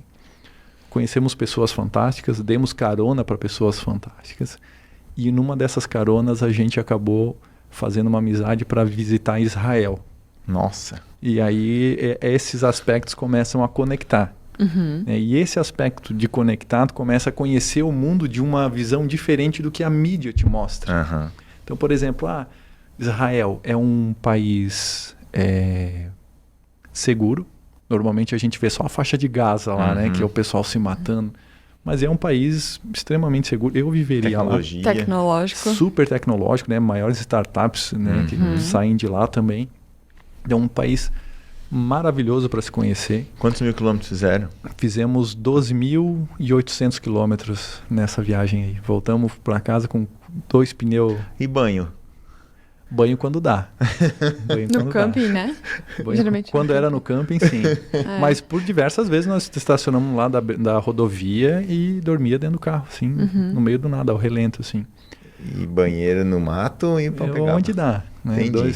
Eu tenho muitas histórias em relação a isso, né? Em relação a viagens, né? A gente fez uma outra para a África do Sul. Inicialmente a gente iria visitar somente a África do Sul. Essa daí é da Tailândia. Essa daí também é uma vila que a gente acabou sobrando alguns dias na Tailândia. Essa daí foi a minha primeira viagem, né, que a gente fez completa aí. E a gente teve alguns dias sobrando, a gente acabou visitando uma vila dessas mulheres. E é bem interessante, porque muita gente acha que é o pescoço que alonga, né? Que elas usam esse negócio. Na verdade, é o ombro que desce. É o ombro que vai... E elas, inclusive, em determinada situação da vida delas, elas não podem mais tirar esse colar por conta que o pescoço fica muito bambo e tem chance de quebrar o pescoço. Tá louco. Por conta das vértebras, né? Elas têm pouca resistência muscular. Que loucura. Vamos ver o próximo. Então, até o que eu estava comentando ali da África do Sul, Essa daí é da Tailândia. Então, a gente fez na Tailândia, quando a gente fez para Tailândia, a gente fez um roteiro bem legal. A gente foi para Camboja, Vietnã. Poucas pessoas vão para o Camboja e Vietnã. A gente optou por fazer roteiros diferentes, né? Camboja, Vietnã, Laos e Tailândia. Essa foto aí é no Laos, é um dos cartões postais do país lá. Uma região muito pobre, né? O Camboja principalmente, né? Muito pobre, mas de uma cultura realmente muito rica. Essa daí é uma viagem que a gente fez para a África do Sul, e essa região aí que tá essa foto aí é uma região que não estava no roteiro. Isso é muito legal das viagens, né? A gente monta todo o roteiro e na hora não dá nada certo. A gente pousou, fomos pegar no motorhome, no primeiro dia o motorhome estava quebrado. Nossa. Então a gente só pôde sair no segundo dia. Então todo o nosso roteiro caiu por terra, tivemos que mudar. E para quem olhar no mapa, ele tem a África do Sul, né? Tá mais aqui embaixo no continente africano. E a gente teve a oportunidade, sobrou alguns dias na viagem lá. Nessa aqui nós tínhamos alugado um motorhome. Nós tivemos a oportunidade de estender um pouco a viagem lá. Então a gente passou Botsuana, que é um outro país. Botsuana é um dos países, aliás, é o país que tem a maior quantidade de elefantes... Por quilômetro quadrado? Não são domesticados, selvagens do mundo. É uma média de 130 mil. Então imagina, aqui em Rio do Sul todo mundo fica vislumbrado quando vê uma capivara ou 3 capivaras atravessando uma rodovia. Lá tu vê 3, 4 elefantes assim de 2, 3 metros de altura. É muito legal. Durante 2 horas é muito legal. Depois tu fica de saco cheio, porque tu tem que parar o carro, porque não dá pra te bater num elefante. Toda hora. E no buzina ele não sai também. Essa foto aí, ela fica para cima de Botsuana. A gente passou toda a Botsuana, passamos o deserto lá de Botsuana e fomos para Zâmbia e Zimbábue. E lá tem essa cachoeira aí que é um lugar impressionante. É o Victoria Falls, o nome dessa cachoeira aí. A gente fizemos um bate-volta de 3.000 quilômetros para ir, 3.000 para voltar, para ir nessa cachoeira. Uau. É um lugar impressionante. Mas o aspecto, visitar os lugares é legal. Sabe aquele negócio quando faz uma como é que é? Tu pega um ônibus com os amigos lá, vai fazer uma excursão. E o legal é a viagem. Sim. A gente foi nessa viagem... É o Cheetos fedido, né? Isso aí. A gente fez essa viagem em 6. E a gente teve uma questão que é de parar no meio do deserto lá em Botsuana. Eu esqueci o nome do deserto lá. 1.000 quilômetros para um lado não tem nada. 1.000 quilômetros para o outro lado, menos ainda. É só tu, os elefantes, alguns leões soltos lá, algumas coisas assim. Cara, vamos parar aqui, vamos fazer a nossa janta. Cara, tu imagina, assim, aquele céu super limpo, porque é um deserto. Mega estrelado. Pô, tu vê aquele desenho da Via Láctea, assim, sabe? Muito legal. Cara, vamos fazer uma janta aqui. Aí o motorhome tem mesa, cadeira, né? Colocar tudo aquilo na rua. Vocês ouvindo eu falar, eu não consigo transmitir para vocês qual é a experiência que isso gera na vida de uma pessoa. Mas são momentos únicos, né? De você estar lá com seus 5, né, 6 amigos, conversando sobre a vida, coisas importantes de negócio, família, né, religião. Isso energiza as pessoas, né, quando você volta para cá, né? E a gente, por exemplo, nessa mesma viagem aí, dificilmente vocês vão escutar alguém falando que almoçou com um leão selvagem. Eu e meus amigos, a gente parou dentro do Parque Kruger, né, que é um dos maiores parques nacionais da África do Sul, e a gente parou lá para fazer um almoço, também desse mesmo modelo, mas nesse caso dentro do motorhome, né, porque a gente sabia que era uma área perigosa. Pô, e debaixo da árvore onde a gente parou, fomos abençoados com 2 leões dormindo embaixo da árvore. Que legal. Então a gente fazendo um arroz, uma batata frita ali e tal, uma carne, e pela janela a gente via os leões ali. Então esse aspecto de experiência, de vida, isso motiva quando você volta. Eu trabalho para construir patrimônio, eu trabalho para ter uma condição de vida melhor, mas eu trabalho também para viajar, para poder estar com os meus amigos, com a minha família, para minha filha, né, que hoje está com 2 anos e meio, aí caminhando para 2 anos e meio, para poder dar esse tipo de experiência, mostrar que a vida sai de dentro de 4 paredes, ela pode ganhar o mundo, né? Sai dessa bolha, né? O brasileiro, ele tem uma cultura muito ainda voltada só para o trabalho. Não que não precise trabalhar, né? Não é esse o aspecto. Eu acho que as pessoas têm que ter a ambição de construir, de ter as coisas, mas também tem que ter um pouco de ambição de buscar esse tipo de coisa. E entender que isso daí também é um investimento de vida. Com certeza. Né? Buscar conhecer o mundo, né? As culturas, né? Eu acho que tem muito a agregar com... A gente vinha discutindo, né? Outras culturas e como é diferente da nossa realidade, o quanto que a gente aprende com isso, o quanto a gente valoriza, talvez, a nossa cultura, de onde a gente vem, né? Demais. Tem muita gente hoje que ganha dinheiro com viagens, né? Que viajou, viu que era bom e hoje quer montaram algum business sobre isso, né? E hoje... traz alguma coisa de fora, né? Exatamente, exatamente. Se inspira, né? Se inspira. Muito, muito. E esse aí lugar é onde, lindo? Esse daí é em Durban, também na África do Sul. Massa pra caramba. A cor da água não... Tem demais. mais uma aqui que tu mandou. Essa daí é na Croácia. Essa daí foi uma outra viagem que a gente fez. Aí sim foi uma viagem para a Europa. Então a gente foi conhecer uma região. Acontece perrengues também na viagem. Nessa viagem um amigo nosso quebrou a clavícula. Uau. Esquiando lá, né? Coisa de adolescente, né? A gente realmente se transforma, né? Porque aqui a gente vive muito uma questão do dia a dia, da correria, do exemplo que você tem que ser dentro de uma empresa. O ecossistema todo, né? Isso. Então, às vezes, numa viagem dessa, não que a gente se torne pessoas delinquentes, não é isso, né? Mas tu pode andar um pouco mais solto, né? Então, a gente foi fazer uma brincadeira lá de snowboarding, lá ver quem chegava primeiro, mas ninguém tem experiência com aquilo. E um deles caiu e acabou quebrando a clavícula, né?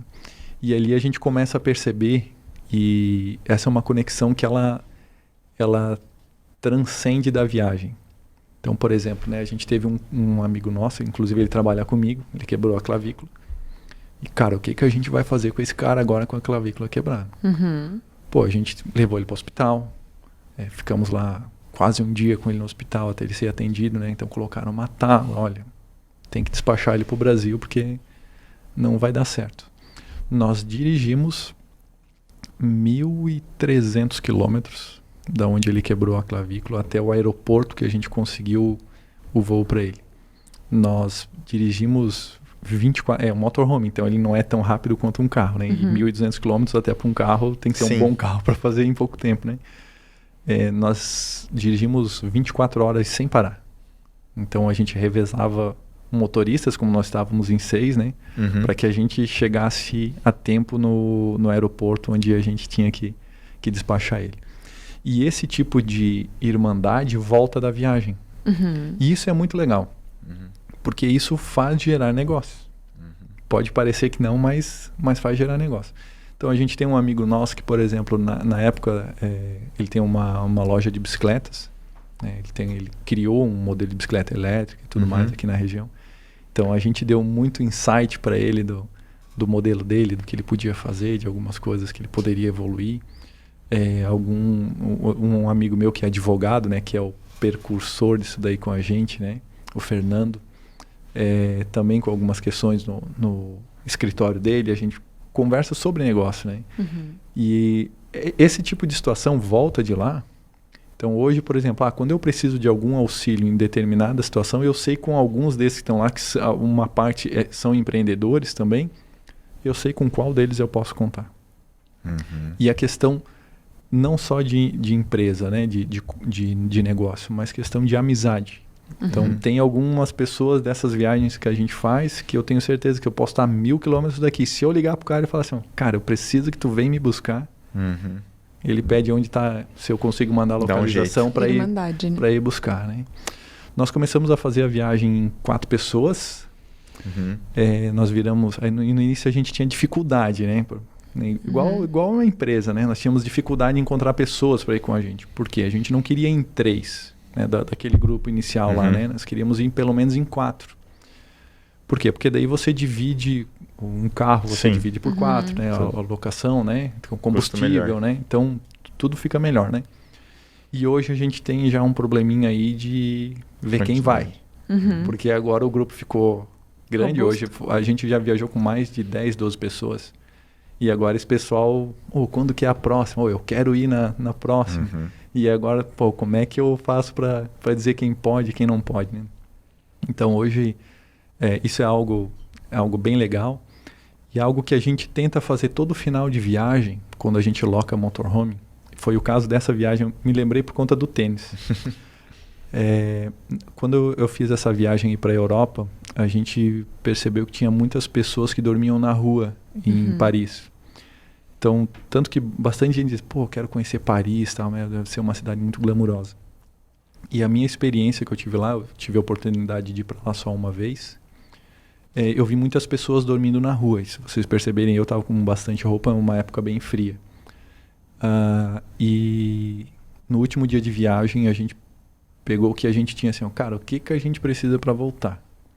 E, cara, eu não preciso desse tênis, porque eu levei 2, eu não preciso dessa calça, eu não preciso desse casaco. Cara, eu vou fazer uma sacola aqui de roupas para doar. E aí a gente fez o seguinte, eu fiz um outro amigo meu fez outra e tal. No final a gente conseguiu lá uns três conjuntos de roupa lá, Legal. Com tênis e tal. E a gente pegou toda a alimentação, toda a comida que sobrou do motorhome e a gente fez um sacolão, assim, montamos bonito até para a pessoa não achar que é lixo ou alguma coisa, né? Certo. Mas a gente não entregou para uma pessoa. A gente entregou num ponto onde essas pessoas dormiam. Então, para que a pessoa que talvez chegasse lá, ou ela utilizasse aquilo em comunidade, ali, com o pessoal, né, que está ali. E foi bem legal. A gente não ficou lá para ver, né, porque a gente tinha que pegar o avião de retorno. Então, a gente fez isso já 2 vezes, assim. E é muito legal. Que massa. É gratificante. É muito legal. Né? É gratificante tu conseguir ajudar. É um sentimento que só fazendo, né? Só fazendo. Essa daí também é a parte da viagem que a gente fez para o Oriente Médio. E essa foto aí, ela tem uma história... Parece o oráculo do Matrix, não? Ali é o Neo ou estão me confundindo? Essa verdade. mulher, ela vendia papiro, né? A gente estava bem próximo das pirâmides. Aliás, para quem não sabe, né, Cairo, a cidade do Cairo é a cidade onde ficam as pirâmides, né? E muita gente acha que quando olha nos filmes, assim, não vê a cidade do Cairo, vê as pirâmides e atrás o deserto. Mas é uma região extremamente populosa, tipo São Paulo, assim, uma poluição gigantesca. E essa moça, ela estava vendendo papiro. Ela vendia os papiros ali, inclusive está na mão dela. Né? E eu falei para ela, eu compro teu papiro, mas eu precisava conversar um pouco contigo. Eu quero entender um pouco da tua vida, o que tu faz. Porque era muito raro encontrar mulheres vendendo as coisas na rua. Assim, tu encontrava muito homem, assim, né? Então é um país assim com uma tradição extremamente machista, como boa parte dos países do Oriente Médio, né? E na conversa o que me marcou muito que ela falou foi em relação a como ela amava o marido dela. Eu disse, tá, mas por quê? Porque ele só quer ter eu de mulher. Pô, aquilo choca um pouco assim, né? Porque aqui é muito diferente disso, né? Apesar de hoje uma liberalidade muito grande que a gente tem aqui, né? Mas casamento é homem e mulher, né? Um casal, um cônjuge, né? Enfim. Monogamia, né? Monogamia, é isso. E lá é diferente. Então ela amava demais o marido dela por esse aspecto.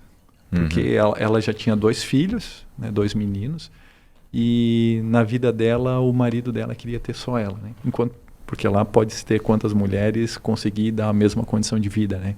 Então é uma situação bem diferente, assim.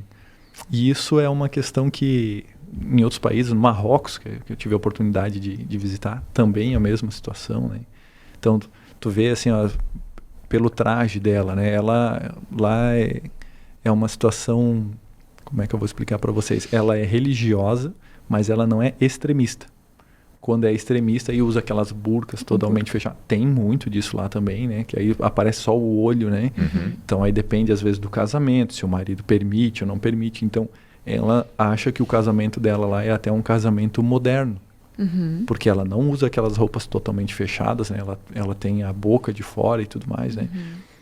As mãos também, né? E o marido dela só quer ter ela. Então é um casamento mais modernizado, assim, né? Imagina se um povo desse vem pro Brasil, né? Ô Geison, eu vi que, não sei, uma pergunta aí, sei lá, se estranha, mas eu vi que tu sempre tá com a camisa do Brasil. Sempre não, mas a maioria, ou jaqueta. Isso te ajuda? Como é que é? Ou para te achar mesmo? Isso é muito legal. Amarelo. Eu não tinha me atentado a isso. Isso é um negócio bem legal. E no motorhome tinha a bandeira do Brasil. E na outra jaqueta tinha a bandeirinha aqui assim. Isso. É impressionante como o brasileiro ele é bem aceito em todos os países. A gente é um povo de muito boa praça, assim, sabe? Isso começou com uma brincadeira, tá? Porque vamos fazer a nossa primeira viagem, vamos com a bandeira do Brasil e tudo mais. Essa camisa aí, eu tenho ela até hoje. Eu ganhei essa camisa do Rodrigo por conta da Copa de 2012, eu acho que foi a Copa, ou 2012 ou 2010. Né? Ele me deu essa camisa e por muito tempo, por homenagem a ele, eu viajava com essa camisa. Mas chegou um determinado momento que essa camisa não deu mais, aí eu comprei outra do Brasil. E quando eu e os meus amigos fomos viajar para países mais frios, nós mandamos fazer um agasalho do Brasil, para que a gente sempre andasse uniformizado. Começou como uma brincadeira e hoje, quando a gente vai, tem que ter a logo do Brasil. A gente já chegou, por exemplo, nós estávamos em Milão e o Giba, né, o jogador de vôlei, chegou pra gente lá. Pessoal, vocês vieram aqui para participar de alguma competição? Pô, o Giba veio atrás de nós e foi muito legal. E a gente... Cara, só se é pra jogar bocha, porque um lá era mais gordinho, o outro lá todo magrelo, né, cara? Não fechava pra nenhum esporte, né? E... Hoje podia ser gamer também. Hoje sim, E aí ele comentou, cara, se vocês precisarem de alguma coisa aqui, dá um toque e tal, eu tô aqui com a minha esposa, vou ficar alguns dias em Milão. E se vira na rua, assim. Na frente da Catedral de Milão lá. Nossa. Pô, foi muito legal, a gente tirou foto com ele lá e tal. Porque estava identificado. Alguns lugares, eu tenho uma história mesmo na Tailândia, que daí lá na Tailândia a gente era mais novinho, sabe? E a gente chegou, nós tínhamos pego um ônibus da Tailândia pro Vietnã. E no meio dessa viagem de ônibus, né, o motorista questionou a gente, vocês têm o visto para entrar no Vietnã? Não. Cara, ele brecou o ônibus na hora, assim, desce. Cara, no meio do nada, assim, sabe? Como assim? Desce, só para quem tem visto. Cara, eu não sei se o combustível lá, a diferença é muito grande, que ele não podia deixar nós numa próxima cidade, ele simplesmente parou, entregou a nossa bolsa, saímos a pé com mochila nas costas, é mochilão nossas viagens, né? Cara, 3, 4 quilômetros de a pé até chegar num lugar lá. Conseguimos chegar num lugar que a gente conseguia pegar o visto, e quando a gente entrou nesse local lá, para pegar o visto, pra gente poder entrar no Vietnã, um cara chegou para um amigo meu, que ele é muito gente boa, o Tarles, hoje ele não viaja mais com a gente, e ele começou a fazer, eu sou segurança deles, eles são jogadores de futebol, na época era todo mundo mais. E aí um cara lá, jogador de futebol, um cara gostava do jogo do brasileiro. E em qual time? Flamengo. Cara, deu fila no lugar para pegar autógrafo. De vocês. Tirar foto. Cara, e eu falei, pessoal, ficou grande demais isso aqui. Ajeita as coisas aí que nós precisamos ir embora, porque esse pessoal vai pegar a internet aí, vão começar a olhar o time do Flamengo e não tem nós. Não vão achar a gente. Vocês vão apanhar. Cara, tinha gente chorando, cara, pra tirar foto com a gente que era jogador, entende? Cara, eu não consigo acreditar que eles acreditaram nessa. Cara, pegamos visto lá, carimbamos passaporte lá, saímos, fomos pra rodoviária lá pegar um outro ônibus. Quem é que tava no ônibus com a gente? O pessoal que tava lá pegando visto. Tem uma foto do meu primo, ele tá dormindo, o cara pegava o celular assim pra tirar selfie com ele, assim, né? Dormindo, assim, achando que era um jogador profissional, né? Não era qualquer um, assim. É uma bagunça de viagem, assim. Muito bom. Massa, cara. Muito bom. Acho que a gente conversou aí quase 1h30, Ricardo. 1h31. Aí, ó, passou rápido. Olha, passou tão rápido. Legal, né? Muito bom. Jason, a gente tirou vários hacks aqui da conversa, né? Então, não tenha medo de arriscar. Acho que é um deles. Separe os ovos, né? Não coloque tudo numa cesta só. Realmente se prepare financeiramente. Eu acho que aí tu deu alguns... Não tenha medo de criar casca, de ter resiliência, de passar pela vida de empreendedor, né? Que é altos e baixos, montanha-russa, frio na barriga, vai que vai dar certo, confia, encontre pessoas que possam te mentorar, né? Que são pessoas que saibam mais que você. E... Não aposte no dinheiro da frente, né? Tipo, não acha aposte, que vai né? receber o dinheiro, daqui a pouco... Ui, não vai. Não veio, não né? vem, não use o dinheiro na frente, né? Entenda do negócio que tu tá querendo empreender, né? Busque pelo menos entender um pouco de negócio. Acho que a gente não pode sair também criando coisas que a gente não entende o porquê que estamos fazendo aquilo, né? Entender o porquê. E, claro, uma válvula de escape que se torna muito além disso, que se torna uma filosofia de vida quase, né? Que são as viagens aí. Então, acho que esses foram os hacks que eu consegui tirar, repassando eles aqui, né? Que traz uma bagagem não só de conhecimento, mas acho que muito energética também, muito de... Evolução pessoal, né? Acho alma, energia, religiosidade, tudo isso, acho que traz isso na viagem, né? Não é só algo, business, não é só business, né? Tem todo Perfeito. Sei lá se eu posso dizer... Viver a vida, né? Um viver a vida, mas uma camada de sustentabilidade embaixo do business, que é além do business, né? Que é esse lado pessoal, humano. Energia, universo. Porque, cara, só desses hacks aí que a Fê falou hoje, quantos que aconteceram do nada, assim? Tipo, o Rodrigo apareceu aqui agora pra gente fazer isso, né? Justamente. O pai dele quis continuar o legado do filho, ele podia ter desistido, né? Exatamente. O terreno que apareceu e teu pai falou, porra, investe nisso aí, não vai comprar o estilo, né, cara? Entende? São muitos. Daí tu fala, porra, será que é coincidência? Não, é porque tu, tipo, uniu a sorte com a coragem, né? Então, deu uma volta rápida aí em tudo que tu falou. Acho que muito massa, acho que com certeza vai inspirar demais uma galera aí. E, sei lá, um recado final aí que tu almeja, que tu pensa, que tu quer deixar aí pro universo, aí pra quem tá assistindo, que tu acredita, enfim, sei lá, um hackzão aí que tu queira compartilhar com a galera. Eu acredito muito em humildade. A gente não é nada sozinho. Uma empresa não é nada sem pessoas. E a minha experiência, né, o que eu vivenciei sempre foi com pessoas que, ou com toques, ou com alguma situação, me ajudaram. E hoje, se eu puder ajudar uma outra pessoa, né, seja compartilhando aqui com vocês o que eu passei na minha vida, que se porventura, né, eu nunca digo que eu sou exemplo para ninguém, mas se isso servir de alguma maneira de inspiração para alguém em alguma oportunidade na vida de buscar alguma coisa, né, já me dou por satisfeito, né? Eu uso uma máxima em relação a negócios, né?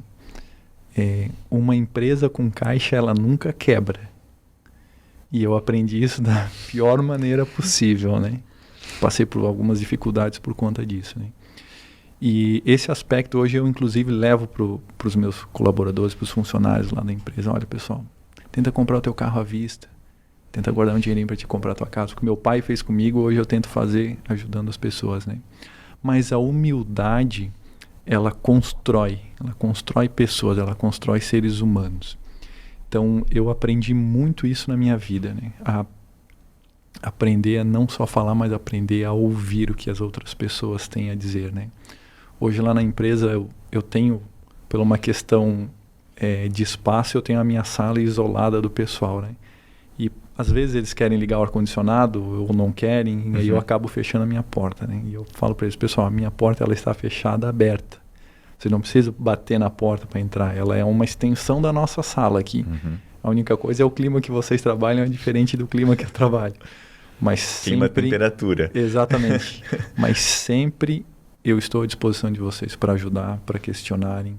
Não aceitem tudo que eu digo. Me questionem, né? Eu não sou dono da verdade aqui dentro. Então, o aspecto da humildade, eu acho que constrói pessoas, constrói empresas, constrói família. Então, acho que esse é o que eu posso deixar aí de palavra final pro pessoal aí. Massa. Legal, muito Massa. Obrigado demais. Pessoas é algo que vem forte, né? Toda a conversa que a gente tem aqui com pessoas inspiradoras, pessoas estão por trás. Sempre assim. Verdade. É verdade. Nada se constrói sozinho, que você falou. É verdade. Mandoriana faz verão, né? É velho, mas... Ditados velhos. É velho e novo. Atemporal. Atemporais, exatamente. Geise, obrigado demais. Obrigado pelo teu tempo. Cara, obrigado mesmo. Vai ajudar uma galera, pode ter certeza. Enfim, tamo junto aí. Obrigado. É um prazer poder estar aqui compartilhando uma parte da minha história, né? Algo que a gente fez na vida, né? Espero que realmente isso realmente ajuda. E eu agradeço demais vocês por me darem essa oportunidade de vir aqui e falar e talvez realmente ajudar que seja uma única pessoa. Então, muito obrigado para vocês. Aí. A gente que agradece por ter aprendido contigo, né? Já ajudou pelo menos 4 que estão aqui agora. É verdade, com certeza. Eu já peguei algo ali que pegou pra mim. Obrigado. Gratidão pelo teu tempo. Muito bom. Recados paroquiais. Recados paroquiais, então siga @meu_crediário para conhecer o negócio, né? Um dos negócios aí do Jason. E sigam também @ricardo.rames. Ou Caribou Filmes. E para conhecer um pouco mais da nossa história, o meu @ é @fernandamaísa e do Alain é @contealain. E sigam o SBNB nas redes sociais, sbnb.com.br, e também no canal do YouTube. Ativa o sininho, segue a gente lá e ajuda esse projeto a impulsionar mais histórias e inspirar mais encontros como esse de hoje. Então, muito obrigado e segue a gente lá. Valeu, até mais. Valeu. Obrigado.